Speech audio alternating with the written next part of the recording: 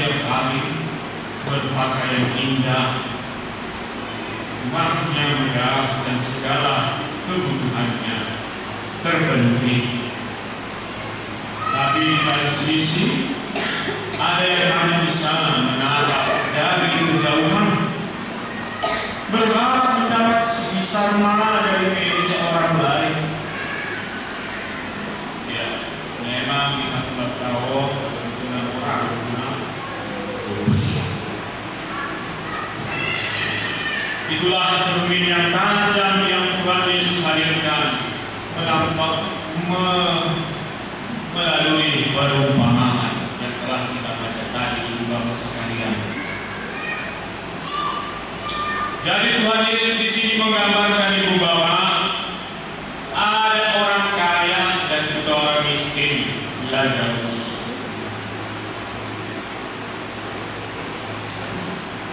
Di mana di sini digambarkan orang kaya bukan penjahat.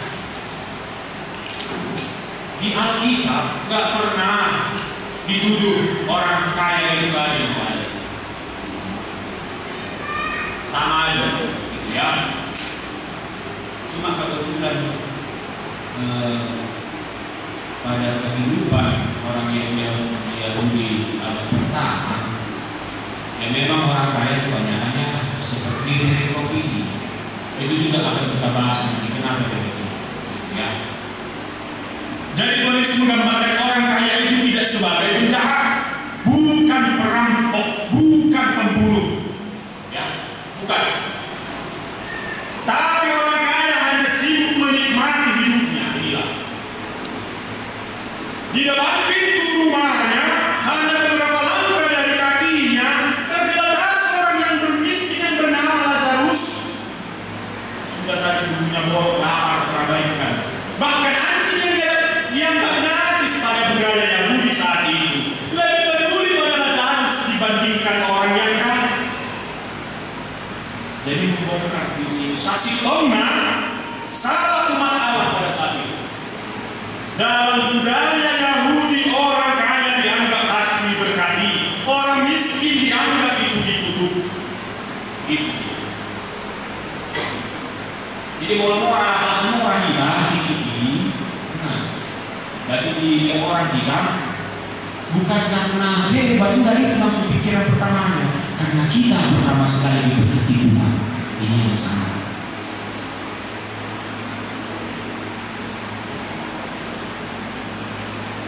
Kalau kita lihat lagi tadi, orang kaya binasa bukan karena hartanya ibu bapak, tapi karena apa? Ketidakpedulian. Jadi masalah utama di sini bukan karena kaya. Enggak, saya selalu menggunakan kurian tahu asal sulit alam orang. Amin. Iya. Bukan karena harta, materi dan sebagainya di sini ibu bapak, tapi melainkan soal hati yang keras, matanya yang buta terhadap penderitaan di depan pintu rumahnya sendiri. Inilah yang menjadi masalah. Bagaimana dengan kehidupan kita sekarang? Ya memang adanya Lazarus di sekitar kita itu. Mungkin ada juga tetangga yang berlatar, ya. Ada yang susah sekolah, nggak bisa bayar sekolah, anaknya itu. Banyak dari bapak anak-anak jalanan, kan? Atau mungkin juga lansia yang bersedia. Karena lansia ini juga pasti ada yang panti jompo itu juga kan banyak di sekitar kita ini. Mau saja jauh di sekitar kita ada Lazarus itu, ya. Bagaimana juga dengan gereja? Apakah terlalu sibuk dengan programnya, ikuti indah, atau nggak ngapa-ngapain sama sekali, ya? Sampai melupakan orang yang dikasihi Tuhan. Nah, jadi bapak sekalian, keputusan kita untuk peduli, keputusan kita untuk tidak peduli kepada sesama kita, terlebih yang lemah, akan membawa kita pada konsekuensi. Ya, yang terakhir tadi, ya. Tuhan Yesus katakan jurang besar telah terbentang antara surga dan juga neraka, dan tak seorang pun bisa menyeberanginya. Itu berarti Bapak, kesempatan untuk mengasihi sekarang, bukan nanti.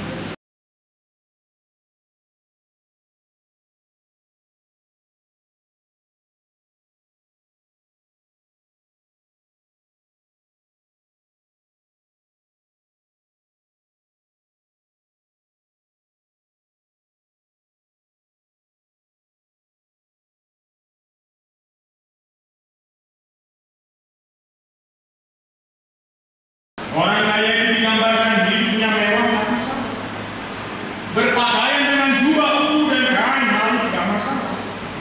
Karena memang pada abad pertama pada saat itu, jubah ungu itu status sosial tertinggi. Jadi akta bangsawan mau nama jubah warna ungu. Warnanya dihasilkan dari mana? Dan siap catnas yang sekarang ini Bapak, dihasilkan dari ribuan kerang langka dan harganya itu luar biasa mahal. Kain halus maksudnya di sini linen dari Mesir, menambah gambaran kenyamanan dan gaya hidup ini di orang kaya tadi. Itulah sedikit gambaran dari orang kaya. Namun di depan pintunya terlihat saudara-saudara, tubuhnya berlumur, lemah, bergantung pada belas kasih orang lain. Belas kasihan orang lain. Ironisnya itu Bapak, yang justru menunjukkan perhatian adalah sederhana panangga anjing-anjing yang menjilat boboknya.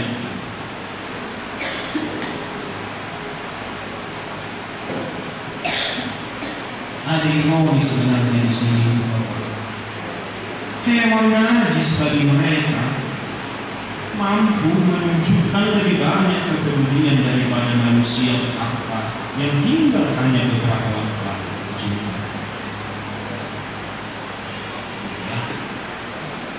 Jadi di sini kita tahu di persoalan ini. Memang tak jahat orang kaya, tak jahat. Dia tak menindas dan memukul dan sebagainya. Tapi yang menjadi salah apa? Nggak berbuat baik,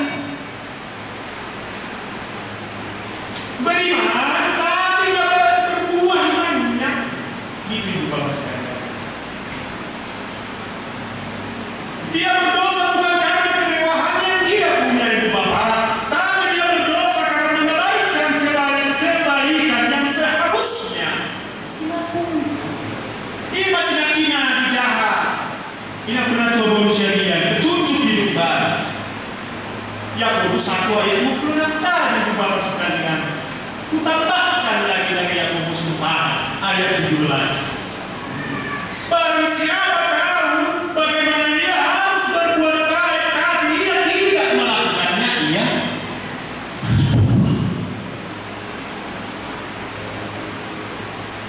inilah yang disebut dosa kaya. Inilah yang disebut sekalian. Karena menutup mata terhadap penderitaan yang jelas ada di depan mata.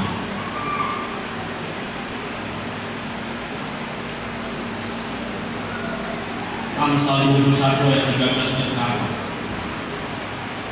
siapa menutup telinga bagi jeritan orang lemah, ia pun akan berteriak dan tidak akan dijawab. Dan Tuhan Yesus sendiri tegaskan dalam Injil Matius 25 ayat 42 sampai 45 di sini, bahwa ukuran penghakiman terakhir adalah apakah kita memberi makan yang lahap, memberi minum yang halus, dan peduli kepada yang paling hina. Kalau dari Injil ini baca, mungkin kira-kira pernah kira kalau sudah dipanggil, mungkin Tuhan tanya kepada saya atau kepada kita masing-masing pertanyaan, cuma dilihat keuangan. Nah, bagus sih.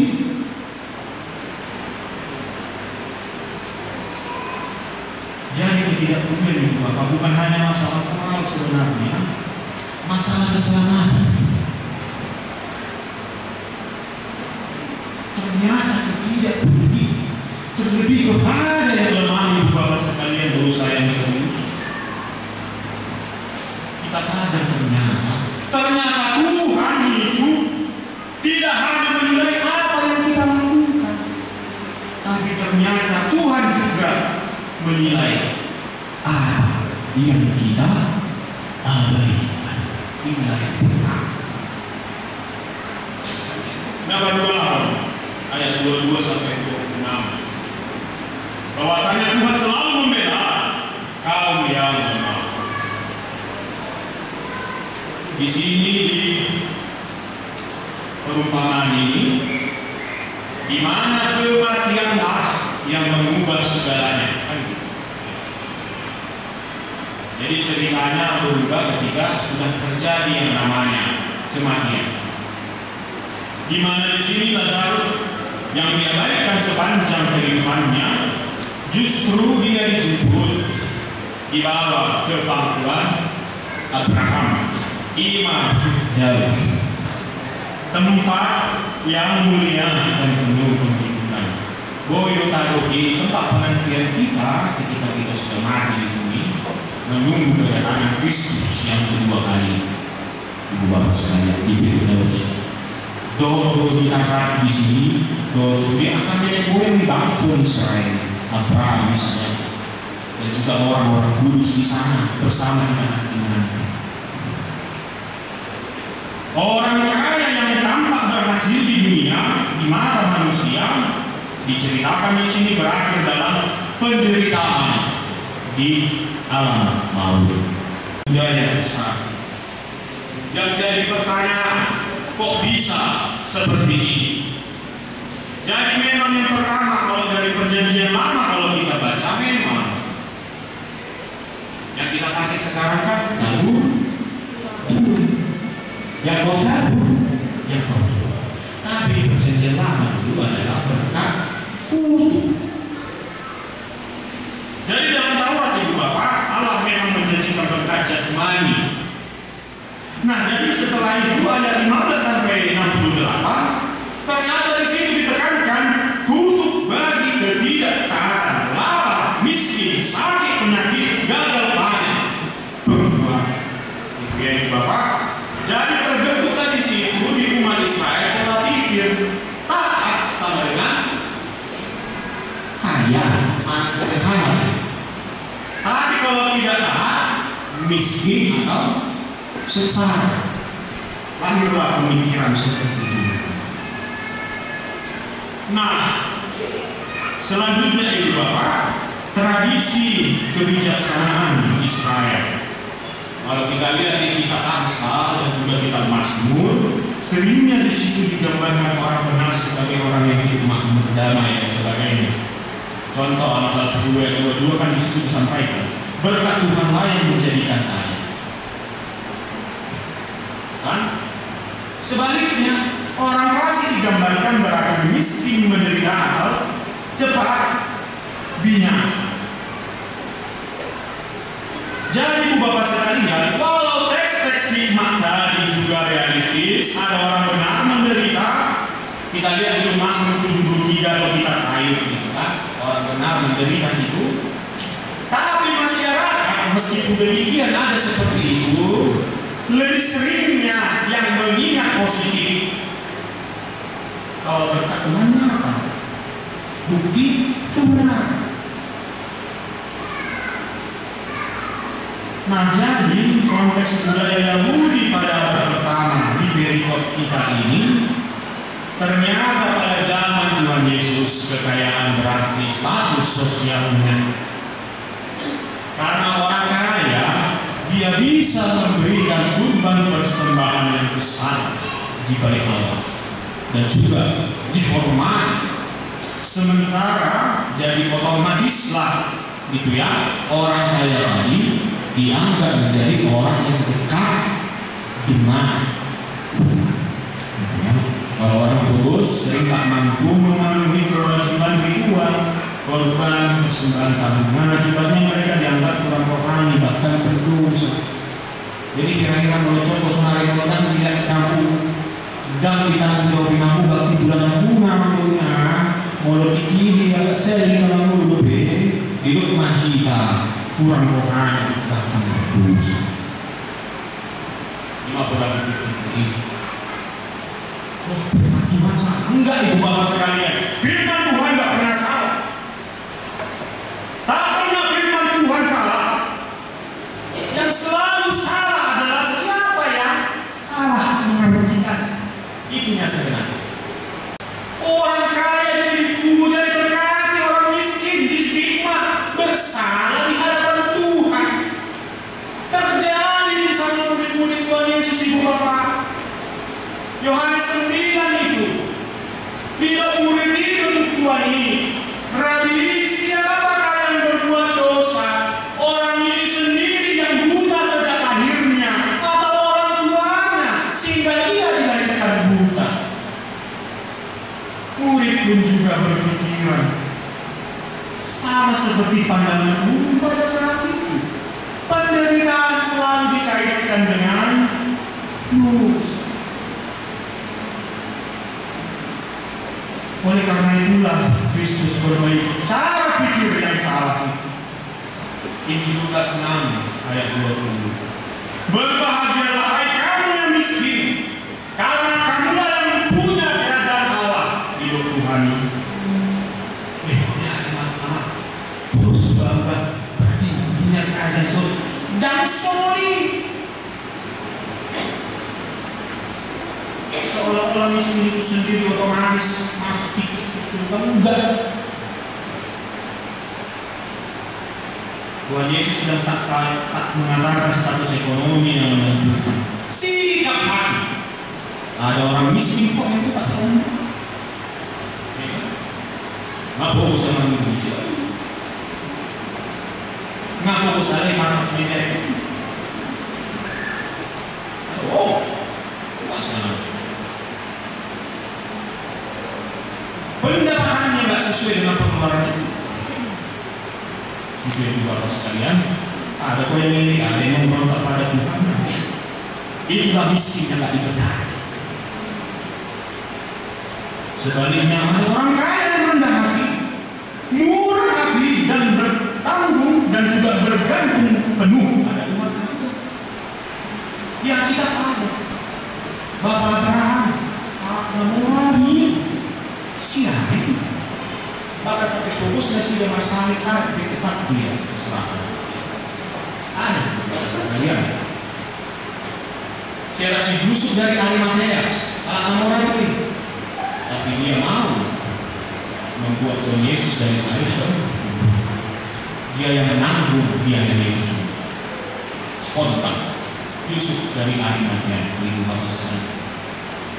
Jadi miskin yang dimaksud adalah bukan miskin harta kita, tapi sebenarnya miskin di hadapan Tuhan.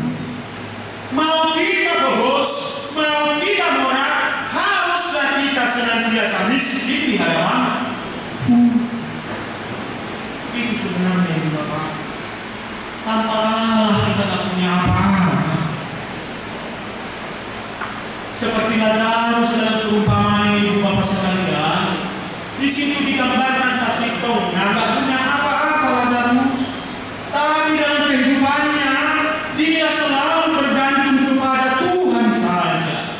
Namanya juga artinya Allah menolong. Inilah yang membuat dia diselamatkan. Bukan karena dia miskin ekonomi. Pilihan hidupnya yang kaya dan miskin. Kalau moral, tidak. Kalau mau sederhana ya, pilihan hidupnya sebenarnya. Jadi kalau dunia ini katakan kaya diberkati, miskin dikutuk tadi, artinya sesungguhnya adalah yang berbahagia adalah mereka yang bergantung total kepada Allah. Itu sebenarnya. Bukan pola pikir dunia tadi. Entah miskin, kaya secara materi, ukuran Tuhan bukan isi materi kita, isi hati. Jadi kalau kita bos sama dominan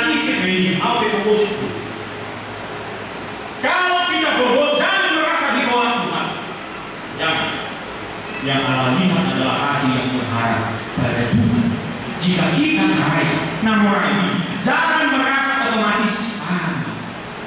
Inilah sebenarnya tanggung jawab Allah, karena ada tanggung jawab. Justru ada tanggung jawab besar. Apakah kita pakai harta kita untuk diri sendiri atau menjadi saluran berkah bagi sesama? Pasti ada tanggung jawab. Jadi jelas bagi kita, ukuran keselamatan Tuhan bukan kaya atau miskin. Betul-betulkah kita hidup beranak di hadapan Tuhan? Jadi inti yang Tuhan Yesus sedang tekankan, Lazarus bukan diselamatkan karena miskinnya, tapi karena dia tetap menaruh harap pada Tuhan di tengah penderitaannya. Sementara orang kaya itu tadi bukan dihukum karena hartanya. Sengaja saya ulang tadi, Bapak saya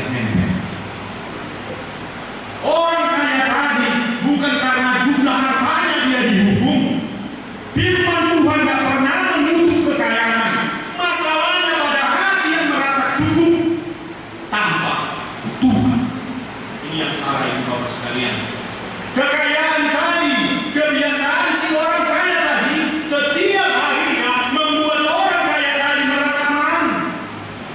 Hidupnya dikendalikan oleh materi, status. Tapi disitulah justru dia celaka, ibu bapak sekalian, ketika harta menjadi benteng. Tuhan yang ada oleh Tuhan. Yang hina sebenarnya bukan yang mulia. Tuhan pilih Yakub yang lemah, bukan Esau yang gagah. Daud si gembala itu yang dipilih, bukan abang-abangnya yang luar biasa kuat dan perkasa. Tuhan memilih Maria untuk mengandung Yesus.